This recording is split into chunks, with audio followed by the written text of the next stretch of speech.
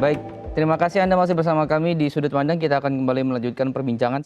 Kalau kita lihat kan sekarang akhirnya ada keinginan misalnya guru yang memang tidak terlalu mahir dalam penggunaan daring, dia hanya mengajarkan di sekolah saja, terus kemudian yang guru-guru yang secara daring, yang paham dan tahu bagaimana cara pelaksanaannya, kemudian melaksanakan kegiatan belajar daring gitu.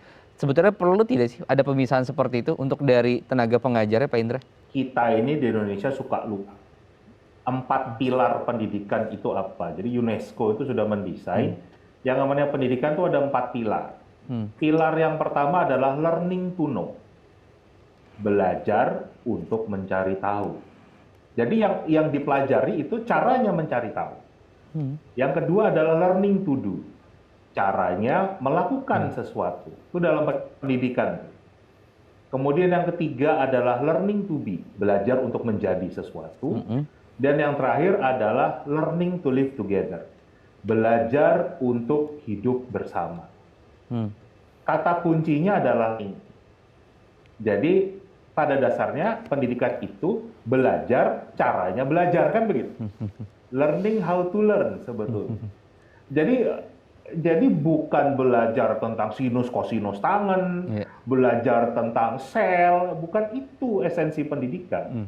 Esensi pendidikan itu adalah tadi, belajar, caranya belajar, yang dipecah menjadi belajar mencari tahu, belajar melakukan sesuatu, belajar menjadi sesuatu, dan belajar hidup bersama. Nah, di Indonesia ini sudah sekian lama kita tersesat. Belajar itu di Indonesia bahkan kalau menurut saya sudah betul-betul salah. Belajar Karena mengisi yang esai. sekarang orang Indonesia belajar itu sama dengan mempelajari soal. Ya kan udah keliru banget kan gitu. Belajar itu bukan belajar soal kan. Belajar mencari tahu kan nggak harus dari gurunya. Kalau dulu saya, zaman saya sekolah nih, belum ada internet ya harus dari gurunya. Tapi sekarang kan bisa dari Google. Belajar melakukan sesuatu juga nggak harus dari gurunya. Bisa dari YouTube. Belajar menjadi sesuatu bisa dari Coursera. Belajar hidup bersama dari sosial media, Instagram, dan lain sebagainya. Itu adalah belajar di era digital ini. Ya kan? Indonesia itu dinobatkan sebagai warganet yang paling tidak sopan se-Asia Pasifik. Warganet yang paling biadab se-Asia Pasifik. Itu bukan ranking yang dibanggakan loh kan gitu. Karena kenapa? Kita punya Pancasila yang katanya kita adalah menjadi manusia yang adil dan beradab. Atau untuk dunia virtual, kita adalah manusia yang biadab. Nah, kalau kita mulai lebih jauh lagi, ternyata memang dunia pendidikan tidak menyiapkan kita hidup bersama dalam kehidupan digital.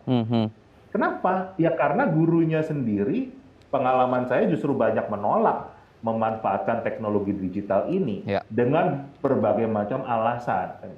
Padahal kan harusnya mereka, kalau kembali ke falsafahnya Ki Hajar, dimulai dengan ingarso sung tulodo. Di depan memberikan contoh. Menjadi suri tauladan. Kalau mereka berharap anak didiknya itu rajin belajar, bapak ibu gurunya, orang tuanya juga harus ngasih contoh rajin belajar. Salah satu yang bisa dipelajari adalah bagaimana hidup di era digital ini. Bagaimana menjadi warganet yang baik, yang beradab, kan begitu. Nah, kalau itu saja mereka tidak mau belajar, bagaimana kita mengharapkan anak-anak kita juga mau belajar? Semua fasilitas ada, Pak Indra. Gitu. Hanya saja mungkin cara mengarahkannya yang kita tidak tahu gitu.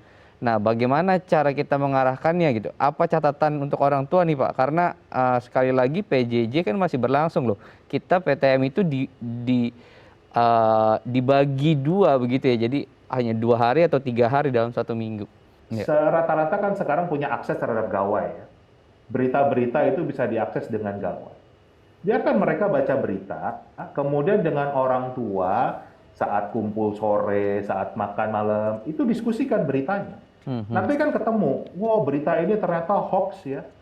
Wow berita ini ternyata clickbait ya, bohong nih isinya. Tapi itu terjadi sebuah komunikasi.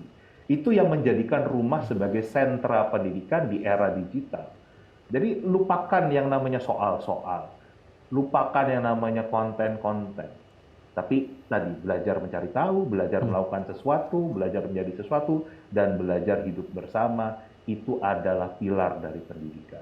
Baik, nanti usai jeda kita akan belajar dari Kak Seto bagaimana cara menjadikan orang tua lebih ramah terhadap anak untuk kita menghadapi sekali lagi belajar online di rumah karena sudah terlihat gitu ya datanya klaster-klaster mulai muncul lagi di sana dan bagaimana kemudian cara kita bisa menjadi pengajar yang bergembira. Nah, karena ini adalah skill.